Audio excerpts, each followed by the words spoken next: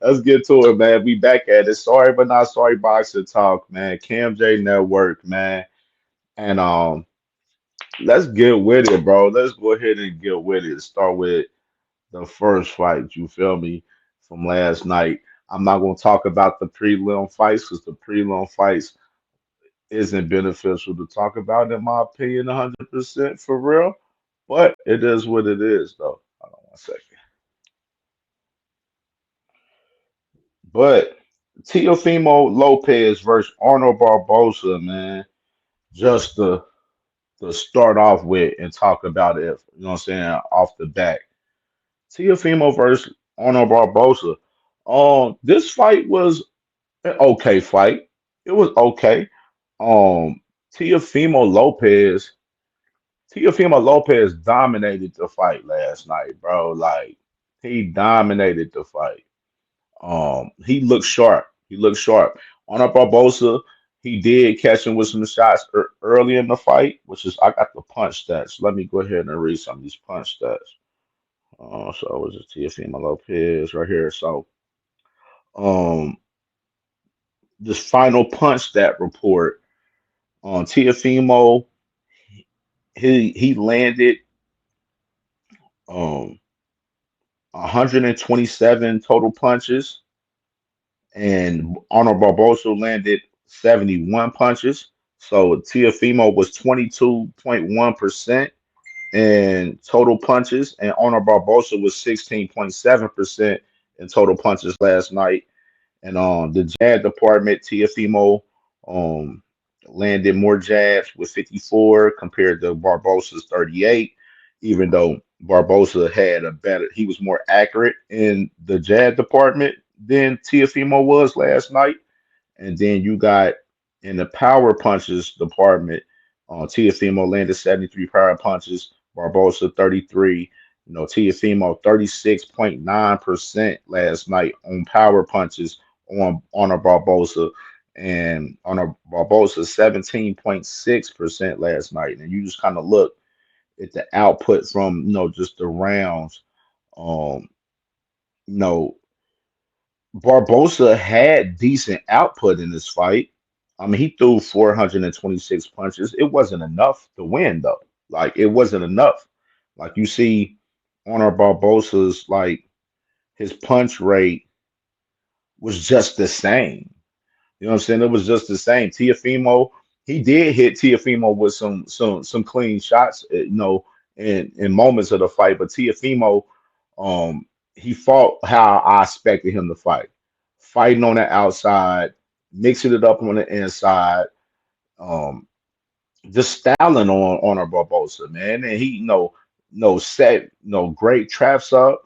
Tiafimo's footwork was on point. It looked like Tiafimo Lopez corner, senior had him together in the corner last night. So that was definitely well to see. See that those two guys was on point together last night in the corner. Like the Lopez corner was on point last night, man. So you can't do nothing but give nothing but love to Teofimo Lopez. They put on, in my opinion, the performance of the night. Honestly, you know what I'm saying. Teofimo was sharp last night. You know what I'm saying, and I said that I felt Teofimo should beat Arnold Barboza. I mean, if you look back and see the Arnold Barboza fight that he had with Sean McComb, and I mentioned that on the live the other day. Sean McComb won that fight. He won that fight, but they gave Arnold Barboza the decision. You know what I'm saying? Because they wanted Arnold Barboza to move on and fight the other 140-pound contenders. You know what I mean? And which happened where Arnold Barboza he beat Jose Ramirez last year, and then he beat Jack Catterall this year in February, where Arnold Barboza's coming in this fight where he's active. You know what I'm saying? He's active. Teofimo ain't fought since he fought Steve Claggett in the summer last year, so he was a little bit coming in just several months of not fighting into this fight. But Teofimo looked sharp.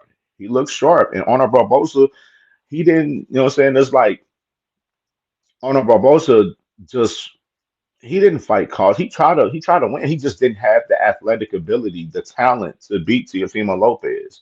Like, you know what I'm saying? Like this fight, honestly was tailor made for Teofimo to win. And I mentioned that, leading up to this fight, like I felt like Arnold Barboza would make it competitive though going in this fight.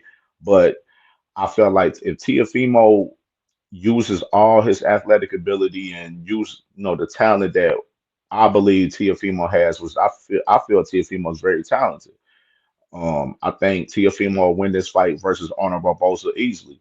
And he did. He did. Yeah, he got a little lumped up, but it happens, man. Like I see people was like, oh, Teofimo got lumped up a little bit. I'm like, I mean, it happens. It's boxing, bro. Like you're going to get hit in boxing, bro. Like you know what I'm saying? It ain't just impossible for just nobody just not getting hit at all. You know what I'm saying? Unless you're just shying away from the fight and not trying to fight at all.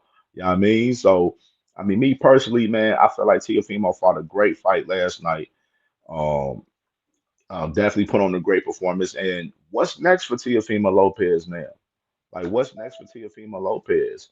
Um, of course, he retained his 140-pound WBO title last night. So I'm interested to see what's next for Teofimo. Like, is he going to move up to 147? I mean, if he moves up to 147, he can easily challenge for that WBO title up there, fighting Brian Norman. Um, but we know Brian Norman, he's about to fight Jin Sasaki in Japan June 19th.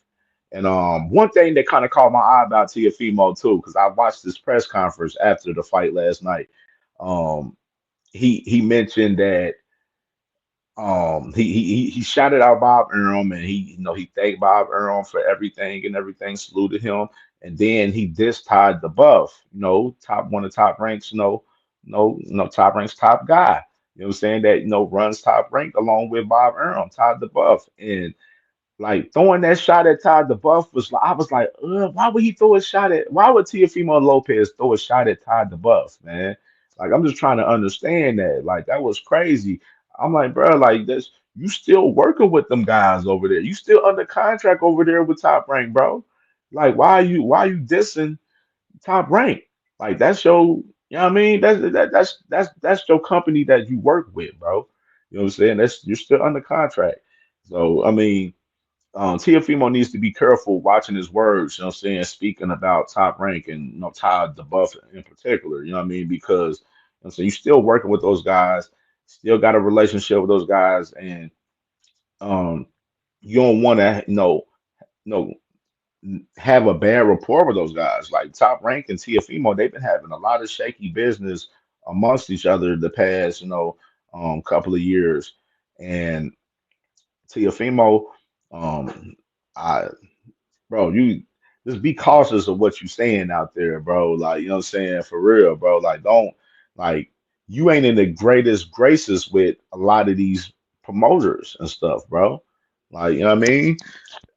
Todd the Buck, I mean, Top Rank, they was cool with you fighting on this card because they like shit. We get to take money off the top from him.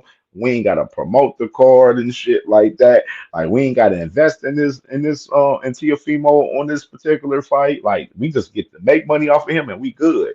And like you know what I'm saying? That's how top rank looked at this situation for real necessarily, man. So yeah, like I said, back to what's next for Teofimo Lopez. Stay if no, like I said, no, move up to 147. Um, Maybe try to challenge up there with Brian Norman after he fights Jen Sasaki. Um, on 140, you got right now the landscape Richardson Hitchens. He's about to fight George Kambosos Jr. June 14th.